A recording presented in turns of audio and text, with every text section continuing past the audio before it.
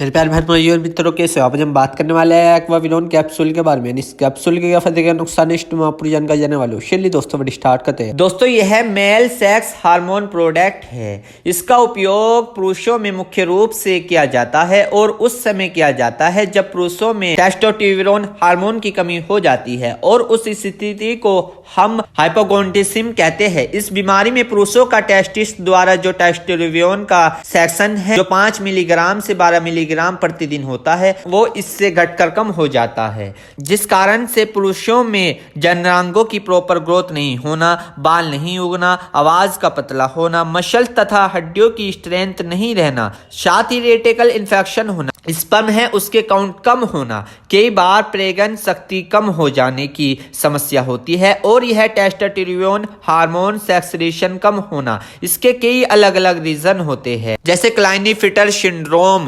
अंडरस्टैंडेड testicle ममसोरियाटिस, होमोसर्मोटाइटिस।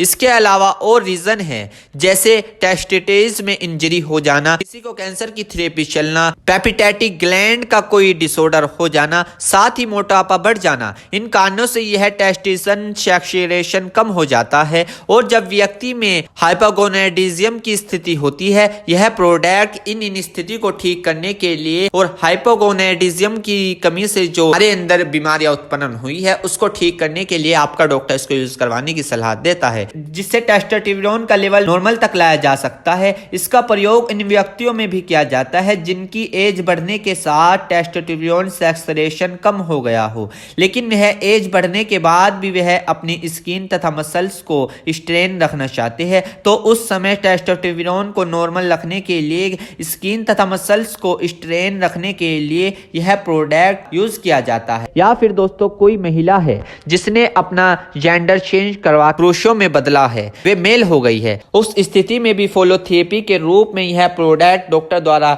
Use किया जाता है। तो दोस्तों इन स्थिति में भी आपका डॉक्टर इसको यूज करवाने की सलाह दे सकता है। हो सकता है इनके अलावा भी कोई डॉक्टर अपनी सलाह के, अपने अनुभव के अनुसार, अपनी प्रैक्टिस के अनुसार यूज करवा सकता है। दोस्तों यदि इसके साइड इफेक्ट की बात करें तो वैसे तो अभी तक इसके कुछ साइड इफेक्ट देखने को नहीं मिले हैं, फिर भी सामान्य तौर पर आपको देखने को मिल सकते हैं, जैसे कि एक्सेसिव हेयर ग्रोथ होना यानी कि बाल ज्यादा उगना, एक्ने होना, पेनफुल क्रेशन होना, एडिमा होना, ग्राउंडाइस हो जाना यानी कि पीला होना, लो एचडीएल होना, लिवर ट्यूमर होना, हाई एलडीएल होना, गायनोकोमेस्टिया हो जाना। यदि इनमें से कुछ साइड इफेक्ट दिखे तो घबराए नहीं, तुरंत अपने डॉक्टर से संपर्क करें। मेरे प्यारे बहनों भाइयों, आपको दो बात विशेष रूप से ध्यान रखनी है। नंबर 1, अगर आप इस प्रोडक्ट का यूज कर चुके हैं और आपको कोई भी परेशानी या किसी भी तरह का अन्य साइड इफेक्ट दिखा है तो घबराए नहीं, तुरंत इस प्रोडक्ट को लेना बंद कर दे और अपने डॉक्टर से संपर्क करें। नंबर 2, किसी भी प्रकार की अन्य मेडिसिन या किसी भी अन्य प्रकार का कोई भी प्रोडक्ट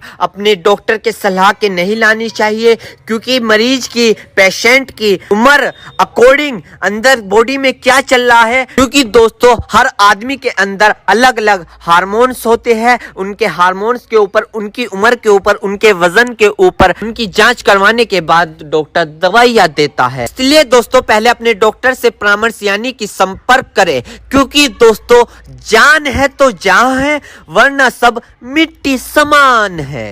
तो दोस्तों ये एक्वाविनोन कैप्सूल की फुल इन्फॉर्मेशन, फुल जानकारी। दोस्तों अगर आप हमारे चैनल पर नए हैं तो चैनल को सब्सक्राइब करें और इस वीडियो को ज्यादा से ज्यादा शेयर करें। थैंक यू, धन्यवाद। चेतावनी, इस वीडियो में दी हुई जानकारी इंटरनेट से ली गई है। हम इस वीडियो में किसी भी दवाई का प्रचार नहीं करते। किसी भी दवाई का उपयोग करने से पहले एक बार अपने डॉक्टर से पूछें। अगर आप इस वीडियो को देखकर किसी दवाई का उपयोग करते हैं और आपको कोई साइड इफेक्ट होता है तो उसमें हमारी कोई जिम्मेदारी नहीं होगी।